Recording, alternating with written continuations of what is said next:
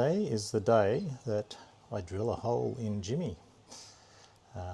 Bit of a scary prospect, drilling a hole in the roof of your vehicle, but we're going to do it.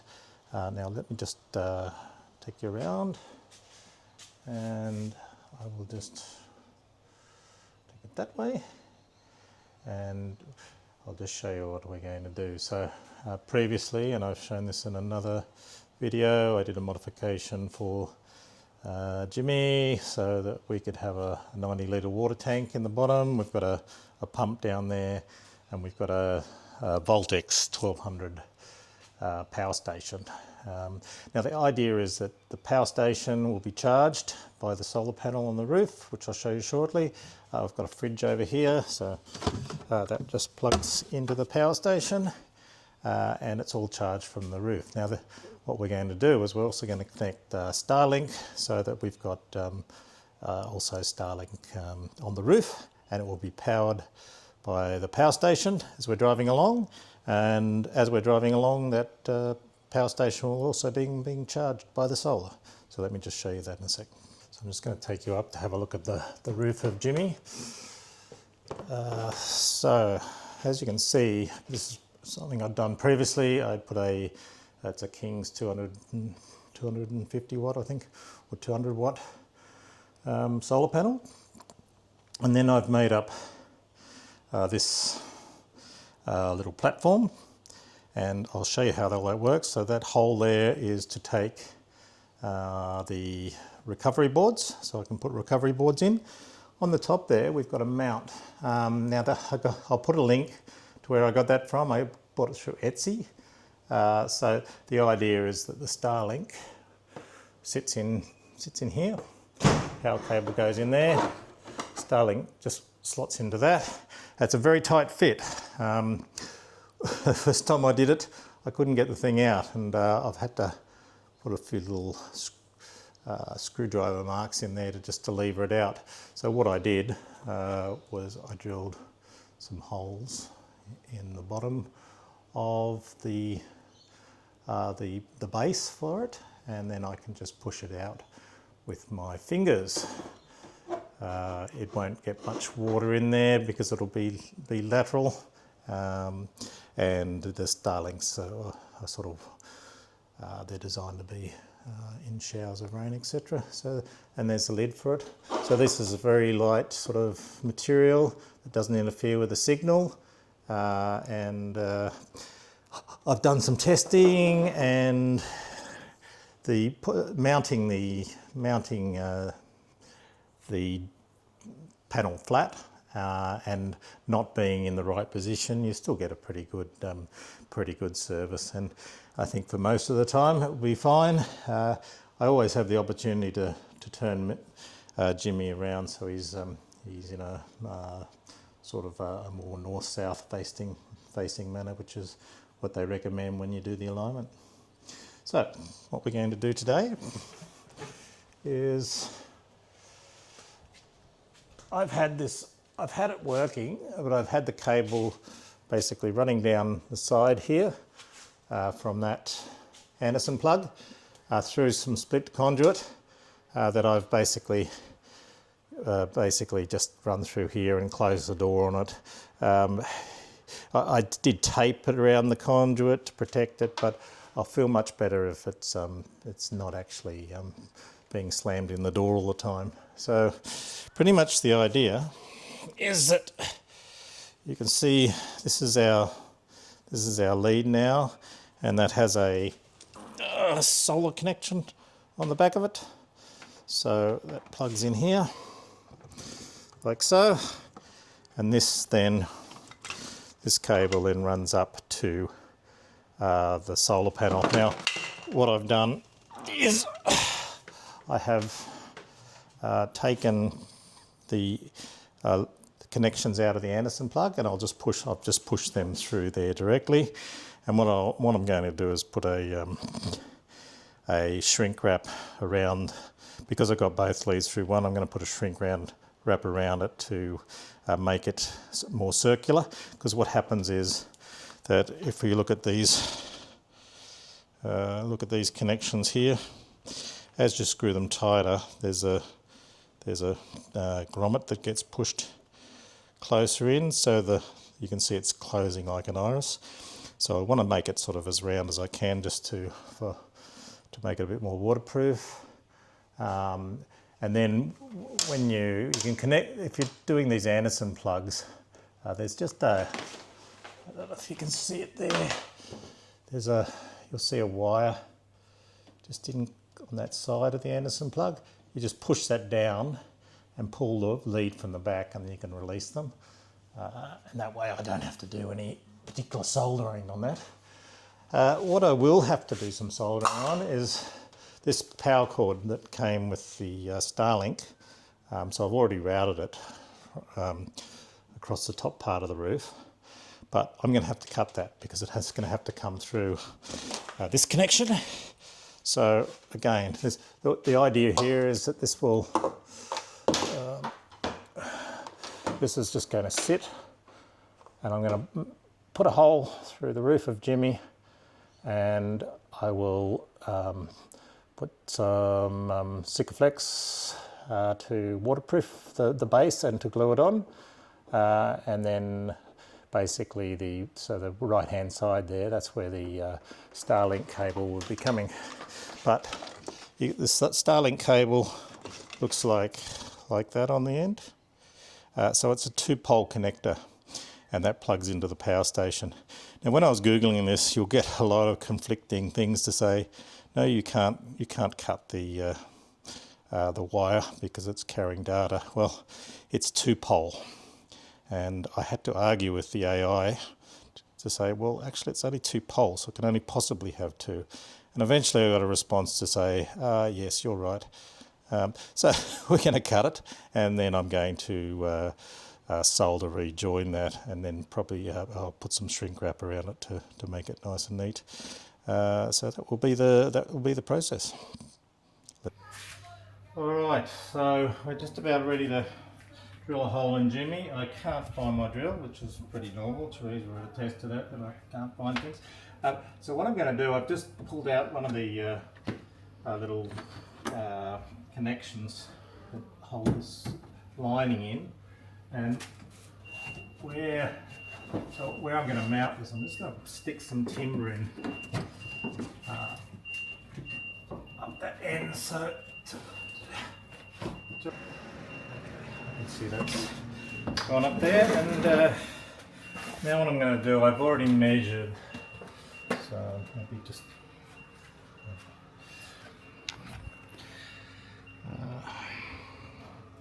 so you can see here, I'm going to measure, I've already worked out it's 50 centimetres. So we're going to take that distance, and I'll mark a hole, and then I'm going to drill it. I'll give you back to Tess.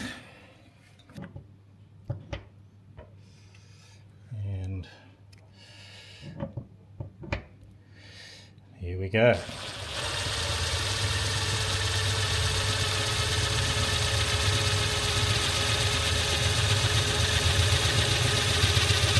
Never be the same again, Jimmy. This is not a very good drill. Okay. Alright, so I've drilled a pilot hole, so what I'll do now is I'll go and drill a bigger hole, and then I'll show you, I'm going to fit a little grommet in there and then try to waterproof it. Alright, so there's my hole, and I had some end stopper grommets for waterproofing, but I've just cut a hole in this one, and my idea is I'll stick this in here, and then I'll route the cables through them, but I'll probably put the cables in first, just because they're all going to get tight once they're pushed into that hole. Okay, so I'll pull those wires through, and I'll put that grommet in after, but this will be the moment of truth where the Starlink cable, that you Google and say that you can't cut it, but we're going to do it anyway. So the moment of truth will arrive. I'm just leaving about what I think will be enough to route the cable. I'll cut a bit more, cut a bit extra. So I think this will be enough now. Let's just make the cut. Bang! Starlink. Now let's see what goodies we've got inside here.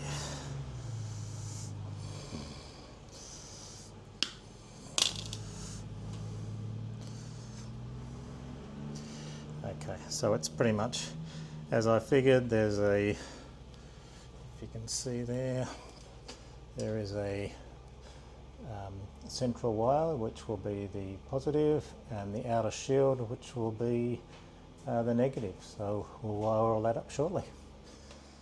Okay, you can see there I've pushed the grommet in and the cables are all fairly snug there. So what I'm going to do is I'm going to get the little roof cover here, and I'm going to use Sikaflex and join that onto the roof. What I'll do first is I'll put a bit of acetone where it's going, just so it gets a good seal and is not affected by the ceramic coating. Okay, stupid moment. When I thread this through, I should have put it through the roof guard first. So now I have no way of pushing that through because this goes right up into the, it's all wired up, and the other part I've already routed through. So yeah, I'll back to the drawing board. I'll pull that out and push it back through again. Okay, that was actually pretty painless. So I've just pushed it through with the grommet already there. So now this is how it's going to sit, and that will be, there's some cable ties there which I'll get rid of, but that'll be basically come down from the where the roof racks are. You will note I've put the roof racks up and slammed them away just so I can get access to all this. Okay, so now I've applied some Sikaflex to the back, and I'm hoping when I turn it over I can get a nice smooth bond, not too much coming out the edges, and we'll see how it all goes when I put it on. Okay, so there we have it. Cables are run. I'll wait for that to dry, then I'll reconnect the sleeves that hold it in and watertight. And then there's elastic at the bottom will keep it nice and watertight from the roof line.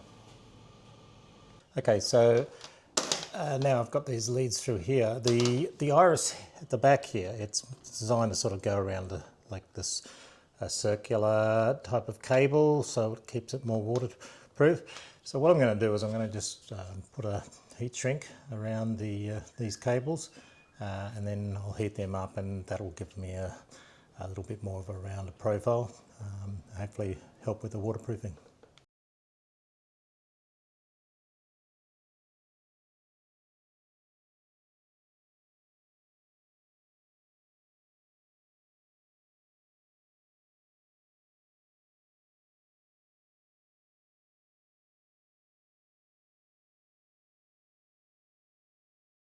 So we're just putting the conduit back into the split tubing. This is a bit of a tedious process. I have found the best way it seems to work is you push it in. So you form a loop, then push it in, and that sort of opens up the side, but it does take a little while to get it in. I've seen some people do it, and it seems effortless, but anyway, they obviously do it more than I do.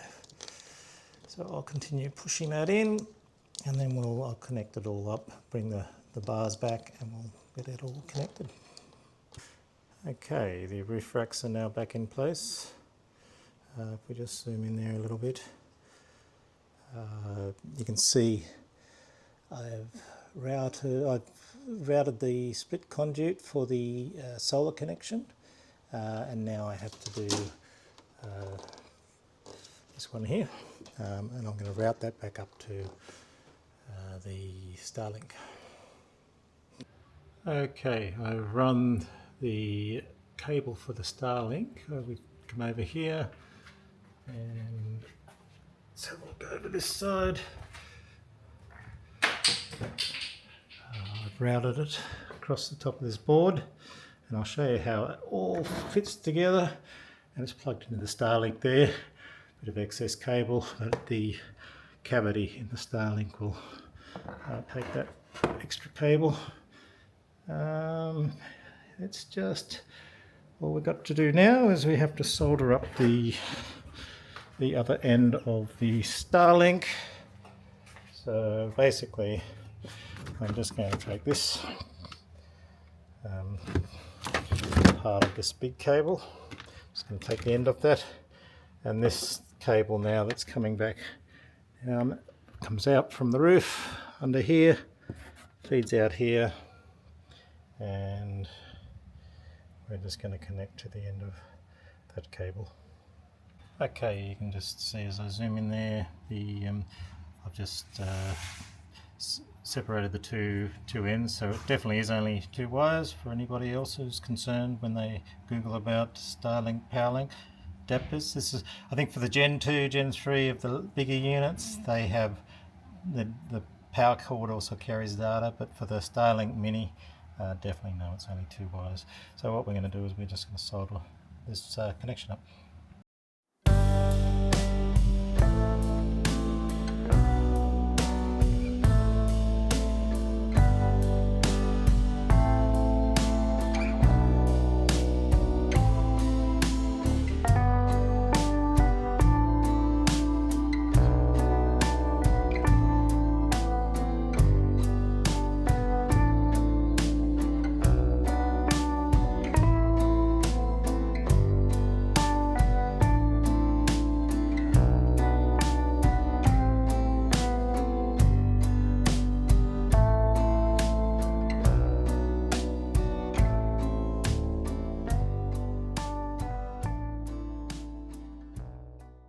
As you do this, when you're doing the final wrap, just try to pull it tight so it's got some elasticity in it. That tends to hold it back in place.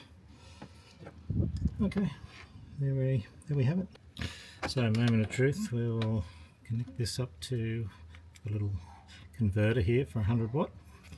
I'll take this around, and we will plug that into the 100 watt. We've got 9 watts of output there, 10 watts. So with any luck, if we go up and have a look at our Starlink, we should see a blue light, and we do. So that little blue light there means we've got power. How good is that? Now, the other way that we can run this is I can plug the AC adapter into one of these AC ports. The jury's out on that because I did a little bit of testing before, and it seemed, even though it should be more efficient to run it through the USB 100 watt port, when I plugged it into the AC port, I was getting slightly less output. So when I look at that, I'm running about 30 watts there at the moment. So I'll let you know on that. Alright, it's just the following day, and it's actually just started raining, sprinkling a little bit, so I just want to show you, if we look at the solar panel, so we've got, I don't know how well you can see that, but we're showing, even with the overcast and slightly raining, it's 46% input, and we've got 20, yeah, but going between 18 and about 30 watts output for the Starlink, and this is the connection that's running it here. Just pop the Starlink back in. You can see it's a very flush fitting to the top, and so it has this lid that goes over. And it's a very tight little fit. Some screws in the side, and I'll screw them in, and away we go. Now these are the recovery boards that I got. These are, the price of these is just crazy, but these ones were from Bunnings, and they're Trojan ones. They get well rated, so are well reviewed. So, and it's for Jimmy. That's all we need. So I'll show you where these go. So I'm just installing these into the custom built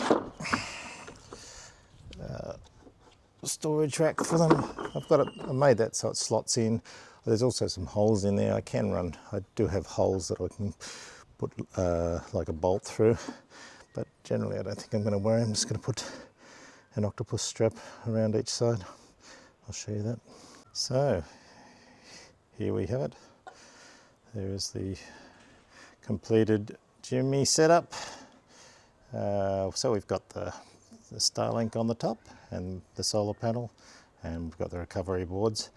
It all looks fairly neat. The big benefit will be that we'll be able to drive along through the middle of Australia without any coverage, but still be able to use internet and make phone calls. Generally, if you're making phone calls, if you go to like WhatsApp, you can call Australian numbers using that app, but using your internet connection. Okay, and here's the rear view. So no longer any cords hanging out the top left side of Jimmy, and you can see it's a nice neat connection underneath, and we're all good to go.